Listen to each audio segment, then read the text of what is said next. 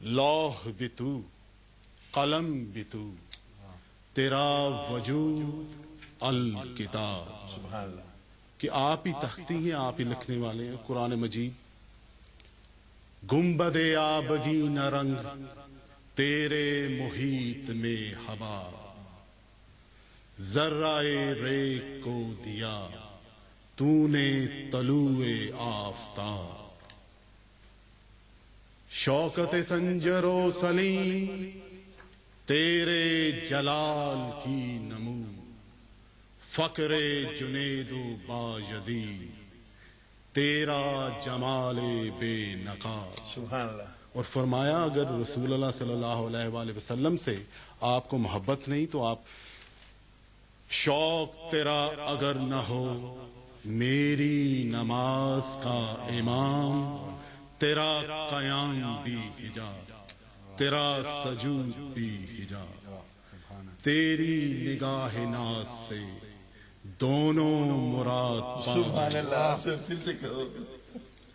تیری نگاہ ناز سے دونوں مراد پا گئے، عقل غیاب و جستجو، عشق حضور و اضطراب. تو یہ بڑے خوبصورت انداز میں انہوں نے کہ آپ ہی لوح ہیں، آپ ہی قلم ہیں، آپ کی جو زندگی ہے، آپ کا وجود جیتی جاگتی قرآن مجید کی تصویر ہے. تو ہمیں چاہیے کہ عمل کر کے، عمل سے زندگی بنتی ہے، جنت بھی اور جہنم بھی. تو عمل کر کے رسول اللہ اور صلی اللہ علیہ وآلہ وسلم پر کہے ہوئے جو انہوں نے ارشاد فرمائے ان پر عمل کریں. یہی ڈاکٹر صاحب جیسے ابھی بٹ صاحب نے بھی فرمایا کہ علامہ اقبال جو ہے وہ ہر مسئلے کا حل، جو بیرسٹر صاحب نے بھی بڑی خوبصورتی سے اس بات کو بیان کیا کہ قرآن پاک کو وہ جو ہے، بلکہ علامہ نے بعض محفلوں میں یہ کہا کہ میں نے جو دنیا کے مختلف علوم کی جو کتابیں میں پڑھتا رہا، میں سمجھتا ہوں کہ اگر وہ وقت میں نے قرآن کو پڑھنے اور سمجھنے میں لگایا ہوتا تو میں شاید بہت جو ہے وہ زیادہ جو ہے وہ واضح جو ہے وہ رہنمائی حاصل کر پاتا. تو جیسے بٹ صاحب نے کہا کہ عمل جو ہے، آج کلام اقبال کا جو پیغام ہے کہ قرآن کی تعلیمات کو اپنا جو ہے وہ اس کو منبع سمجھ کے اس کے جو ہے اس کی رہنمائی کو حاصل کر کے، تو آج کے دور میں آپ اس جو اقبال کی اس فکر کی کیا اہمیت سمجھتے ہیں اور کیا پیغام آپ دینا چاہیں گے کہ آج کے اس دور میں اقبال کی فکر کے اس پہلو کو ہم سامنے رکھ کے تو ہم کس طرح اپنی منزل کی طرف جو ہے وہ چل سکتے ہیں؟ جی ہاں، یہ گہرے سوالات ہیں اور ہمیں چاہیے کہ ان پہ غور کریں. اور آپ نے بڑا اچھا کیا کہ یہ مشکل سوالات کر رہے ہیں. جو صرف بیرسٹر صاحب چونکہ بیرسٹر ہیں تو یہ دلائل میں مہارت رکھتے ہیں. میں تو صرف فقیہ شعر قارئ ہیں، لغت ہائے حجازی کا قلندر جز حلف لا لا کچھ بھی نہیں رکھتا. تو میں تو علامہ کی صرف یہ بات کہنا چاہوں گا کہ وہ یہ عام طور سے انہوں نے بڑی یہ وضاحت کے ساتھ اور زور کے ساتھ یہ کہا کہ ہمیں قرآن کے اوپر اپنی توجہ مرکوز رکھنی چاہیے. اور یہ جو اس کے اندر باہر سے بالخصوص عجم اور عجم کے ساتھ ساتھ ہند، یہ ویدانتا کے بعض خیالات جو تھے، اصل میں یہ بہت بڑی چیز ہے. جب آپ اسپریچولیٹی کو دیکھیں تو بہرحال ان دی اینڈ وہ سارے خیالات جو ہیں ان کا منبع اور ان کی ڈائریکشن ایک ہی نکلے گی. لیکن ایک نقطہ نظر بھی ہوتا ہے، وحدت الوجود ہے یا نہیں ہے، کہ ہر چیز کہ یہ میز یہ خدا ہے. یہ بھی سنسکرت میں کہتے ہیں کہ تتوم اسی، کہ that is you, that is داؤ. تو یہ صحیح ہے یا نہیں؟ وہ وحدت الشہود کے تو قائل تھے کہ خدا کا جلوہ ہر چیز میں ہے، لیکن ہر چیز خدا نہیں ہے. یہ ایک فلسفے کا نقطہ ہے. اب ایک ہندو سنسکرت کا پنڈت جو ہے وہ کہے گا کہ یہ میز بھی خدا ہے، چونکہ ہر چیز خدا ہی خدا ہے. اور ایک دفعہ باجید بستامی سے کسی نے پوچھا، وہ جب ایک زمانہ تھا جب صرف خدا موجود تھا تو اس سے پہلے کیا تھا؟ تو انہوں نے کہا آج کل بھی یہی ہے، نہ پہلے کچھ تھا خدا کے علاوہ نہ اب کچھ ہے. تو یہ ایک بہت بڑا گمبھیر مسئلہ ہے کہ وحدت الشہود اور وحدت الوجود میں کیا فرق ہے.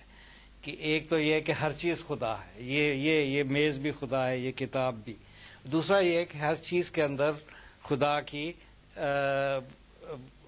کا جلوہ منعکس ہو رہا ہے.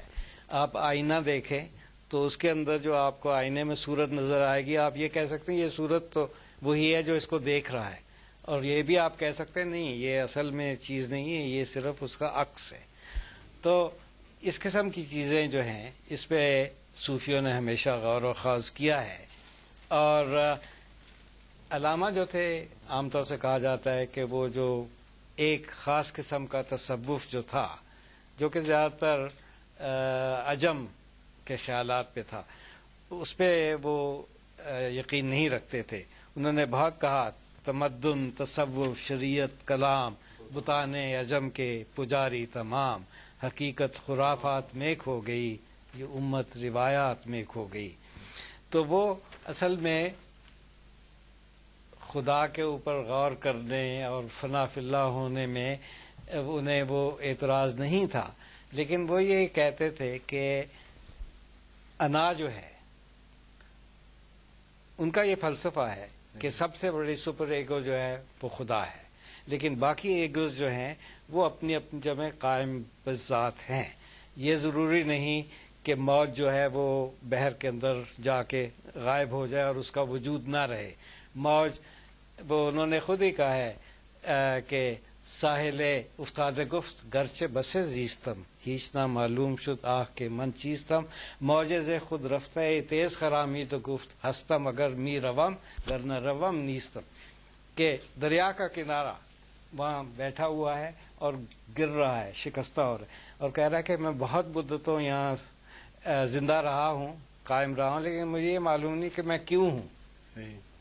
تو ایک موجے از خود رفتہ وہاں سے گزرتی ہے اور کہتی ہے کہ میں ہوں چونکہ میں حرکت میں ہوں. اگر موج حرکت نہیں کرے گی تو موج نہیں رہے گی.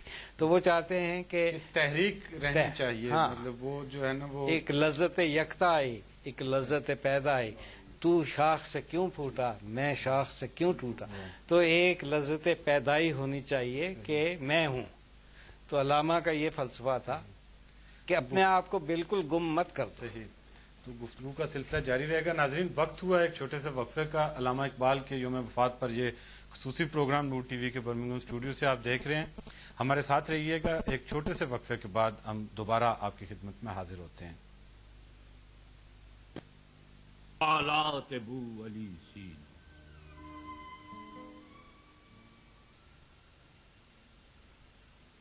مقام فکر ہے پیمائش زمان و مقام، مقام ذکر ہے سبحانہ ربی الاعلی.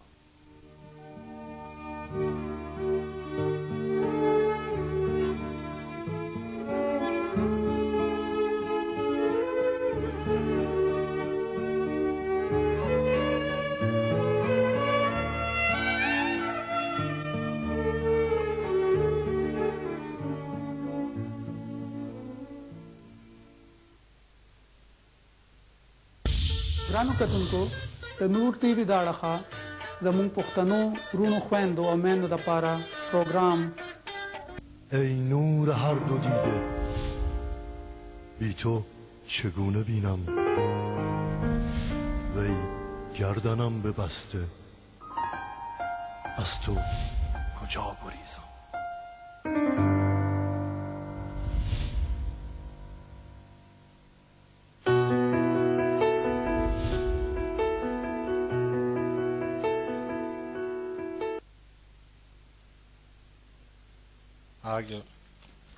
ناظرین ایک مرتبہ پھر آپ کی خدمت میں حاضر ہیں.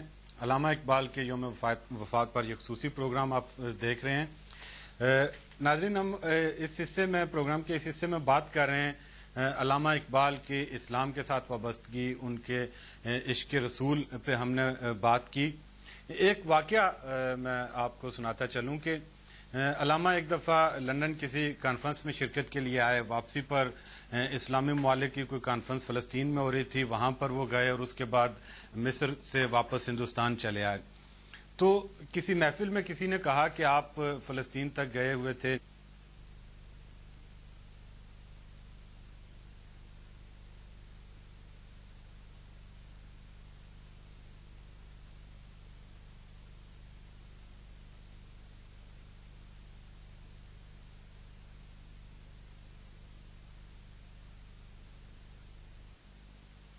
نکلا ہوا ہوں اور محض جو ہے ایک دنیاوی کام کرتے کرتے میں جو ہے وہ روزہ رسول پاک صلی اللہ علیہ وسلم پر حاضری دوں.